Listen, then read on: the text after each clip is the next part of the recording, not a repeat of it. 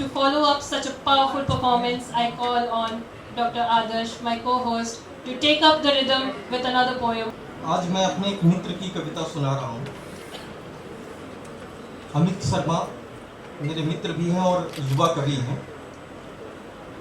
और जब अमृत महोत्सव की बात आती है तो कुरुक्षेत्र को याद करना जरूरी हो जाता है। अमूमन आमतौर पर मेरे भीतर जितनी ऊर्जा होती है उसका 5% है। तो मैं चाहता हूं कि सेमिनार हॉल में बैठे एक एक शख्स के तालियों की गूंज हम तक पहुंचे और आपकी ऊर्जा को मैं अपने हृदय में संभालूंगा और कविता को उत्कर्ष देने का प्रयास करूंगा।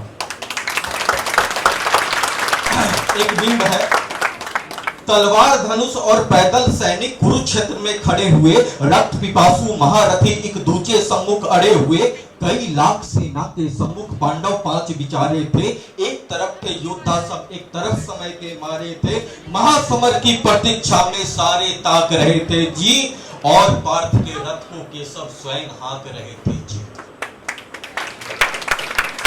रणभूमि के सभी नजारे देखने में कुछ खास लगे। रणभूमि के सभी नजारे देखने में कुछ खास लगे। माधव ने अर्जुन को देखा, अर्जुन उन्हें उदास लगे। कुरुक्षेत्र का महासमर एक पल में तभी सजा डाला। 5 जन उठा, कृष्ण ने मुख से लगा बजा डाला। हुआ शंखनाद जैसे ही सबका गर्जन शुरू हुआ, रक्त बिखरना हुआ शुरू और सबका मर्दन शुरू हुआ। कहा कृष्ण ने उठ पार्थ एक आंख को मीच जरा, गांडीव पर रख बाणों को प्रत्यंचा को खींच जरा।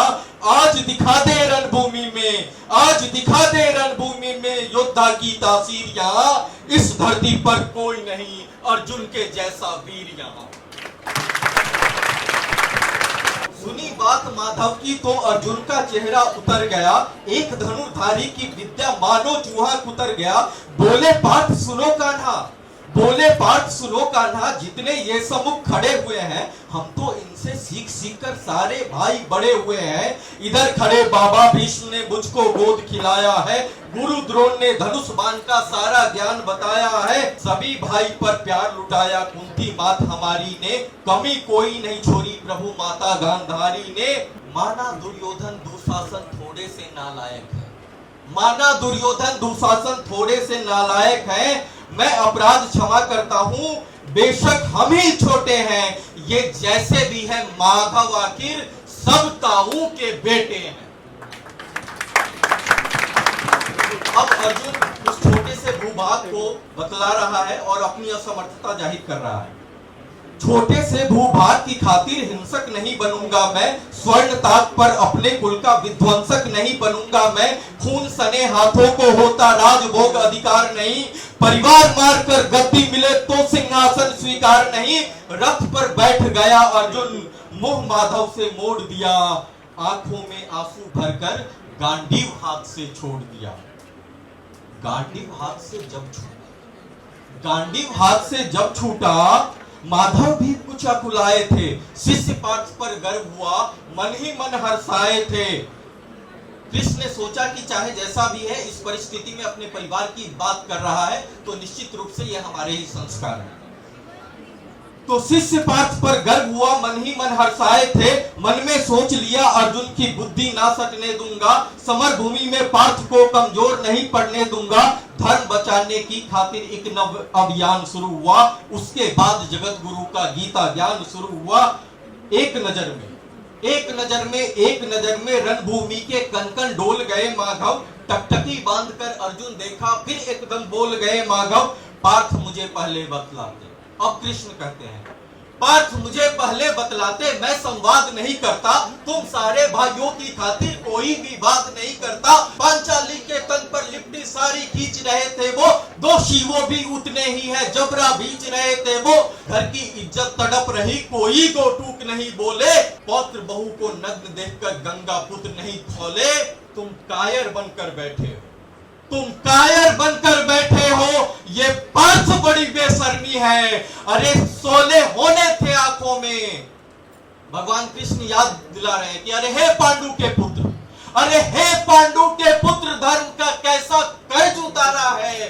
शोले होने थे आंखों में, शोले होने थे आंखों में, पर बहती जलधारा है। गांडी उठाने में जितनी भी देर आओगी, इंद्रप्रस्थ के राजभवन में उतनी अधेर आओगी।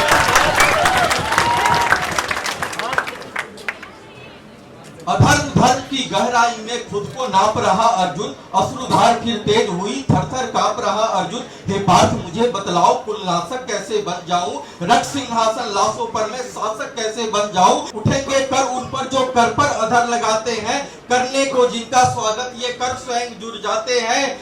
इन्हीं करों ने बाल काल में सबके पैर दबाए हैं, इन्हीं करों को पकड़ करो में पितामह मुस्काए हैं। अपनी बानों की नोक जो इनकी ओर करूंगा मैं, केशव मुझको मृत्यु दे दो उससे पूर्व मरूंगा मैं। बात युद्ध के मुझे न कुछ भी पास दिखाई देता है, माधव इस रणभूमि में बस नाश दिखाई देता है। बात बहुत भावुक थी, लेकिन जगत गुरु मुस्काते थे और ज्ञान की गंगा निरंतर चक्रधारी बरसाते थे। जन्म मरण की योद्धा यहाँ बिल्कुल चाह नहीं करते, क्या होगा अंजाम युद्ध का ये परवाह नहीं करते। पार्थ यहाँ कुछ मत सोचो, बस कर्म में ध्यान लगाओ तुम, बाद युद्ध के क्या होगा ये मत अनुमान लगाओ तुम। इस दुनिया के रक्तपात में कोई तो एहसास नहीं, निज जीवन का करे फैसला नर के बस की बात नहीं। तुम न जीवन देने वाले हो, नहीं मारने वाले हो, ना जीत तुम्हारे हाथों में, तुम नहीं हारने वाले हो। यह जीवन दीपक की भांति यूं ही चलता रहता है, पवन वेग से बुझ जाता वरना जलता रहता है। मानव बस में शेष नहीं कुछ, फिर भी मानव डरता है, वह मरकर भी अमर हुआ जो धर्म की खातिर मरता है।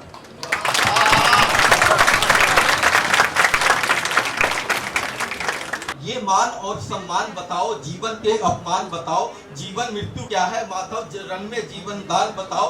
काम क्रोध की बात कही तो मुझको उत्तम काम बताओ, अरे खुद को ईश्वर कहते हो तो अपना नाम बताओ। इतना सुनते ही माधव का धीरज पूरा डोल गया, तीन लोक का स्वामी फिर बेहद गुस्से में बोल गया। अरे कान खोल कर सुनो पार्थ, अरे कान खोल कर सुनो पार्थ, मैं ही त्रेता का राम हूँ। कृष्ण मुझे सब कहते हैं, मैं द्वापर का घनश्याम हूँ। विष्णु जी का दसम रूप में परशुराम मत वाला हूँ। नाग कालिया के फन पर मैं मर्दन करने वाला हूँ। बाकासुर और महिषासुर, अरे बाकासुर और महिषासुर को मैंने जिंदा गाड़ दिया। नरसिंह बनकर धर्म की खातिर हिरण्यकश्यप फाड़ दिया।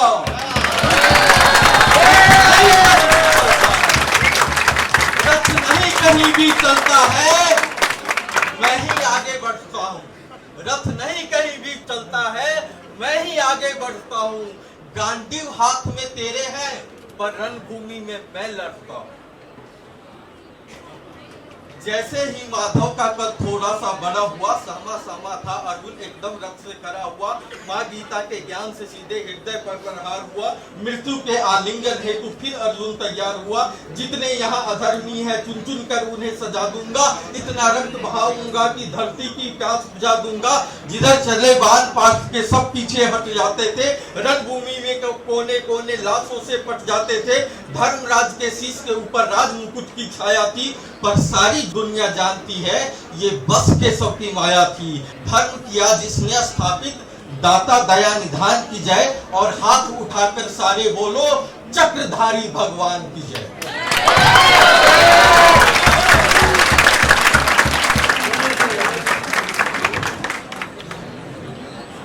That was really a mind-blowing performance. A huge round of applause for Dr. Adarsh.